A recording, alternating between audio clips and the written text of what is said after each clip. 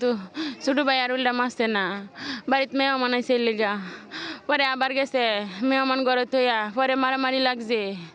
বউ বেটা বাড়িতে আসিন না যে বেটা মারছে, বেটারে লাডি মাডি হরাইয়া বউ থইয়া, পরে বেটারে কবে আনছি ফোন দেয়া আইনা হাতে মারছে, মাইরে আমার বেটার মাথা ফাটাইছে।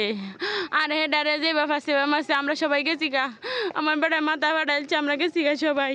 পরে একলা ভাইয়া যে বেটা মরেছে এই বেটারে মারছে, একলা ভাইয়া মারছে, ভিতরে রক্তকরণ হয়েছে, রক্ত বাইরেছে না, মাথা আঘাত লাগছে, রক্ত বাইরেছে না, 8 দিন পরে কিছু খাইতে না, না খাইয়াই মরছে।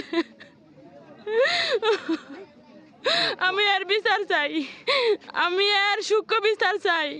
তার বড় ভাই ধরে রাখছে, এর ভাই বউ মারছে, ভাই বউয়ের মাইরের কারণে রুগী মরেছে। আনাইলে মূল্য নইলে আল্লাহ মূল্য নইলে মহিলা ইট দিয়ে আঘাত করছে, পরে গরুর যে কুট মারে তা নীলা ডেড়ে আঘাত করছে, ফিরি বনের ফিরি দিয়ে বাইরেছে, এই বউ এইটা করছে, বড় ভাই ধরে রাখছে আর বড় ভাইয়ের বউ মারছে। বিচার চাই, সূক্ষ্ম বিচার চাই আমি। 2 জন মানুষ মারলো, আমার স্বামীর মাথার বাড়ি লাগছে, আমরা সবাই লয়ে গেছি হেরে, একলা বাড়িতে আসিন ভাই, একলা বাড়িতে একলা বাড়িতে পায়ে পরে মারে দিছে বাইরে, পরে মারছে, পরে যে মাটি মারছে এই মারের কারণে ভাই মরে গেছে, নাহলে ভাই মরল নইলে মায়ের আহত করছে। এমন আহতই করলো যে সে মারা গেল। মানে আহত করছে ঈদে লাঠি দেয় নাকি দিতে পারি শুনছি, পরে তো আমরা চিকিৎসাই করছি, পরে তো আমি কি করি মার ভাই, আর কি বলার আছে। আমি স্বামী তাই শুনছি, আমি কিছু দেখছি টেকছি না। অন্য কোনো বিষয় না, এটা একটা অনাকাঙ্ক্ষিত ঘটনা, আর কিচ্ছু না। কি নিয়ে বিবাদ হয়েছিল? বিবাদ জমি নিয়ে, জমি বিক্রি করা নিয়ে।